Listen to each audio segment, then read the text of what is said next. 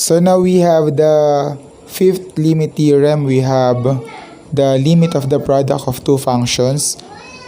Let us assume that the limit of f of x as x approaches c is L, and the limit of g of x as x approaches c is equal to m.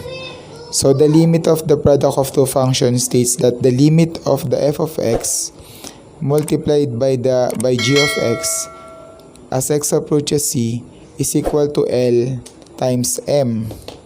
So para sa mga nahihirapang unawain ito, so ang ibig sabihin lang nito, kukunin lang natin yung limit ng f of x, yung limit ng g of x na L at saka yung m, tsaka pag multiply natin yung dalawang limit. So let's try the first example. We have the limit of 2x times 3x squared as x approaches negative 1. So this will become the limit of 2x as x approaches negative 1 multiplied by the limit of 3x squared as x approaches negative 1. Then simplify natin siya, apply natin yung ibang theorem, lagyan natin sa unahan yung 2. This will become 2 times the limit of x as x approaches negative 1 multiplied by the limit of 3 times the limit of x squared as x approaches negative 1 is equal to, yan, so this will become 2 times, anong limit of x? This will become negative 1. Lagyan natin ng bracket. Multiplied by 3 times the limit of x squared. This is, ano ang x natin? Negative 1. So this will become negative 1 squared. Then let's simplify again. This will become 2 times negative 1 is negative 2 times negative 1 squared, negative 1 times negative 1 is positive 1 times 3 is equal to 3. So this will become 6. Okay? For our second example, we have the limit of negative 5x squared times 2x as x approaches 3. So substitute lang natin. Again, ganun lang din paras nito.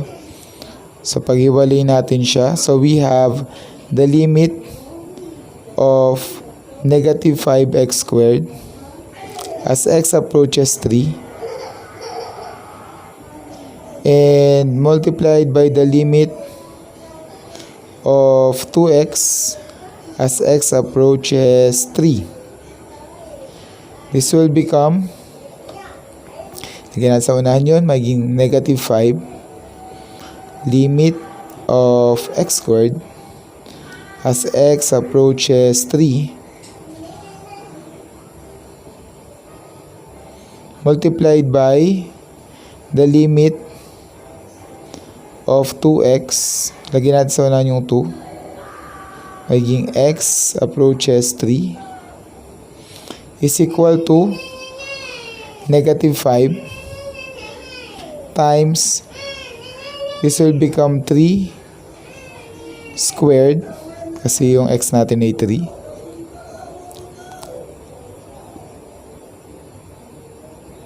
then 2 times ang x natin ay 3, so magiging 3 lang yun. So magiging negative, so 3 squared is equal to 9. 9 times 5 is negative 45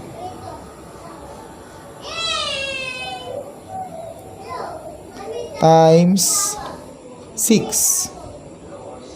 So, pwede nyo gamitin yung calculator ninyo. But the answer here will be negative 270. So, this is negative 270.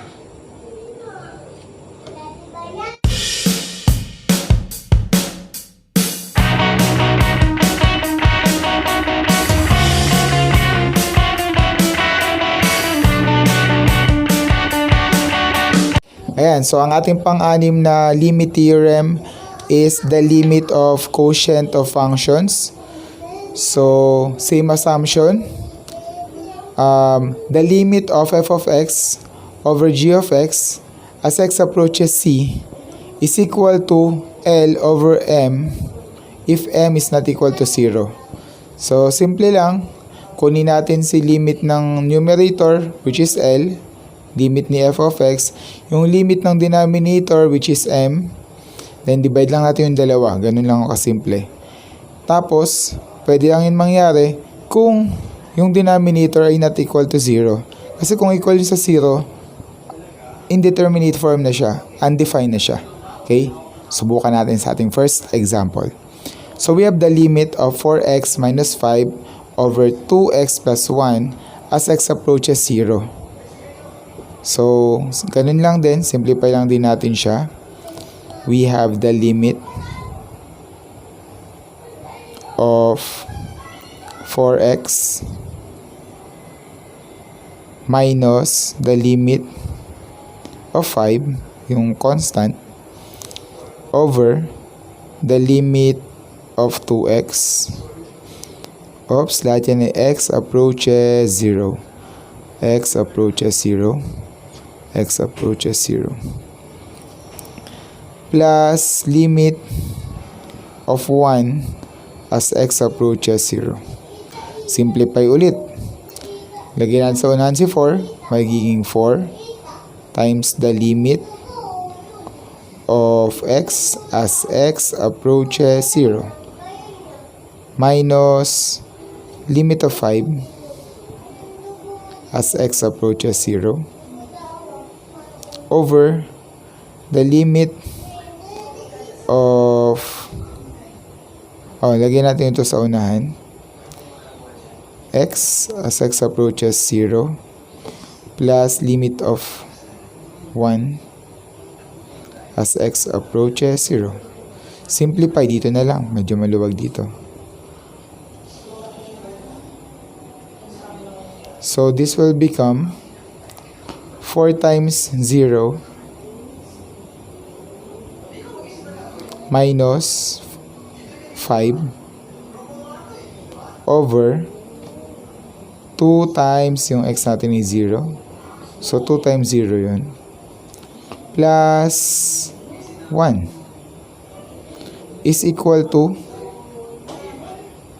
4 times 0 is 0 na yun. Cancel na yun. 2 times 0 ay 0 din. So, ang matitira ay negative 5 over 1 is equal to negative 5 divided by positive 1 is equal to negative 5. So, our limit is negative 5. Second example, we have the limit of x minus 2 over x as x approaches negative 2. Ganun lang din. We have the limit of x as x approaches negative 2 minus limit of 2 as x approaches negative 2 over limit of x as x approaches negative 2. Ganun lang kasimple. Simplify. Limit of x as x approaches negative 2, syempre papalit mo lang si negative 2, magiging negative 2 lang yan. Minus, limit of 2 as x approaches negative 2, kunin lang natin yung 2. Kasi wala ka naman yung x diyan eh. So, copyin mo lang yung constant. Minus 2. Over, limit of x as x approaches, pares lang to. So, this will become negative 2. Simplify, negative 2 minus negative 2, this is negative 4 over, copyin lang natin nasa denominator, negative 2. Negative 4 divided by negative 2, para siyang negative, so ang magiging sagot dyan ay positive. Then 4 divided by 2 is positive 2. So ito yung sagot.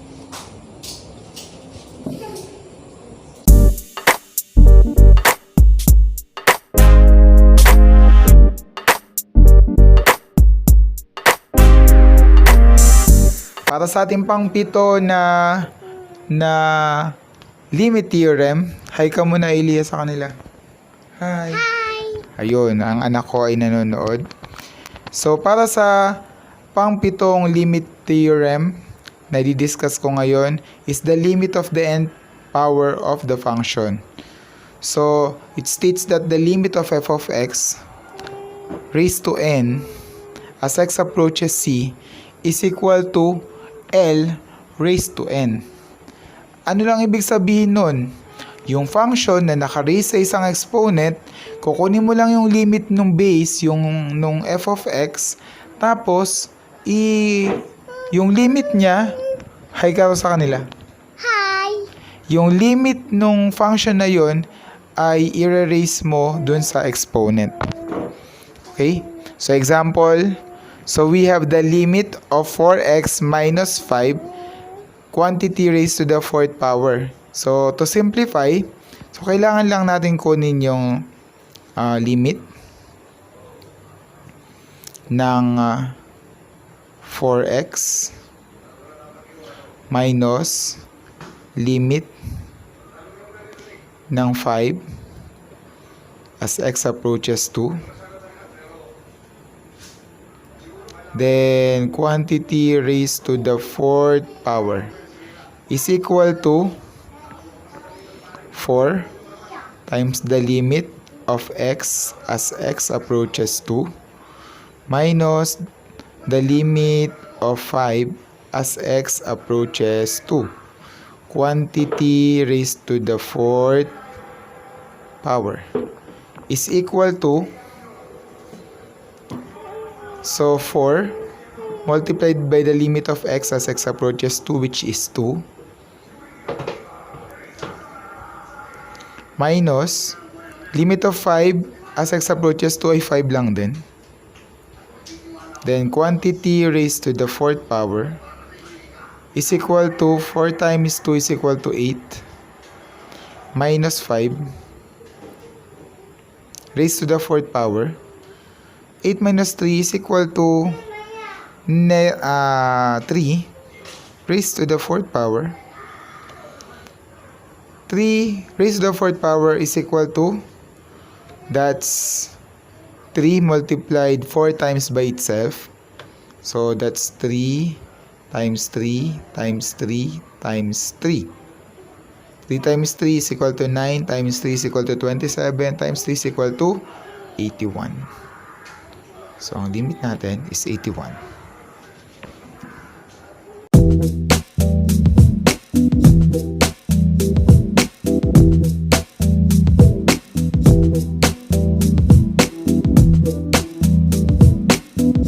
For our 8th limit theorem and last theorem na i-discuss ko ay yung limit ng nth root of a function. So the limit of the nth root of f of x as x approaches c is equal to the nth root of L. So ano lang ibig sabihin yan? So kapag may radical, to simplify the limit or to evaluate the limit of a radical number, radical function, or the nth root of a function, kunin mo muna yung limit ng function sa loob, and then i-perform natin kung ano yung kunin natin yung root gamit yung radical sign na given. Okay? So let's have provided may condition po ang root of nth root of a function. So we have provided that n is a positive integer. So, bawal mag-negative yung nth root. Actually, it starts with 2. Bawal ang 1 dyan. And L, or the limit na mako-compute mo dun sa loob, ay dapat ay greater than or equal to 0. Bakit? Dahil kapag naging negative or less than 0 yung laman ng radical sign, we cannot get the nth root of that number. That's imaginary number. Okay, so let's have the first example. We have the limit of the square root of 2x as x approaches 2. In this case, hindi nakalagay, ito ay cube root. In this case, hindi nakalagay yung 2 dun sa labas because understood na yon kapag wala nakalagay na 2 sa labas, that's square root. Okay? So to evaluate this function, so we have to the square root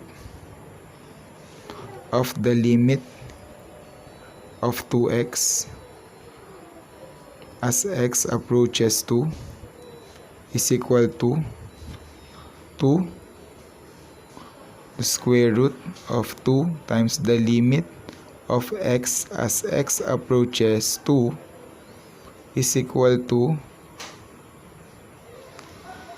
2. Ano yung limit of x as x approaches 2? That's 2. 2 times 2. Then square root. Then the square root of 2 times 2 is 4. The square root of 4, kung di mo alam kumuha ng square root, you can use your calculator. But the square root of 4 is 2. For our second example, this is cube root. Okay?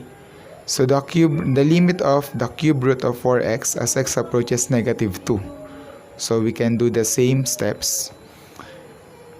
We have the cube root of the limit of 4x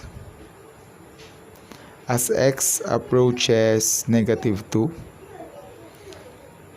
is equal to, again at sa unahan, a cube root of 4 times the limit of x as x approaches negative 2 is equal to the cube root of 4. Ano ang limit ng x as x approaches negative 2? That's negative 2. That will be 4 times negative 2 is equal to cube root of 4 times negative 2 is negative 8. Okay. So ngayon, sabi dun sa pangalawang restriction kanina, L must be greater than or equal to 0. E paano to? Negative 8. Walang problema dun. Dahil, cube root naman yung ating given. Okay? Ano ang cube root ng negative 8? If you will try to compute it using your calculator, ang lalabas dyan is negative 2. Paano siya magiging negative 2? Because negative 2 times negative 2 times negative 2 is equal to negative 8. Therefore, ang cube root ng negative 8 is equal to negative 2. So this will become negative 2. Okay?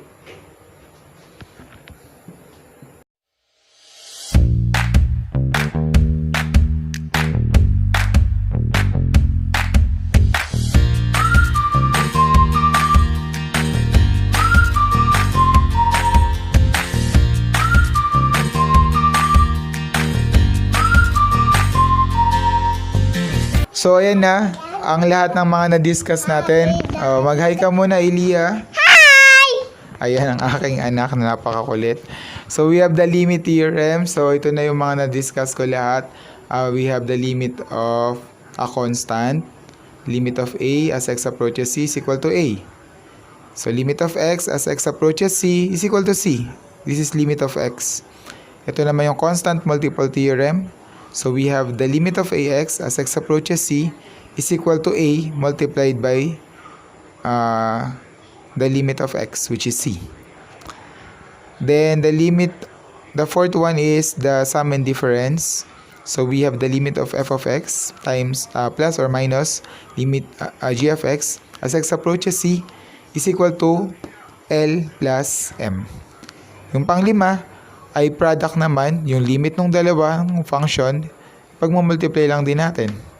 Yung pang-anim, yung limit ng f of x over g of x, Ganun lang din yung limit nilang dalawa, ipagdi-divide natin, provided na yung m is not equal to 0 kasi kung 0 siya, magiging undefined. Yung pang 7, we have this is the power rule or the power theorem na yung f of x kapag naka-raise sa isang exponent, kukunin lang natin yung limit ng function na base and then i-raise natin siya dun sa exponent na yon. Yung pang-8, yung panghuli is the nth root of the f of x. Kukunin lang natin yung limit ng laman ng radical sign and then kukunin natin yung nth root noon, provided na n is a positive integer and yung L, yung laman, yung limit ng f of x ay greater than 0. Hindi siya pwede maging negative dahil pag naging negative, that's imaginary. Okay? Thank you!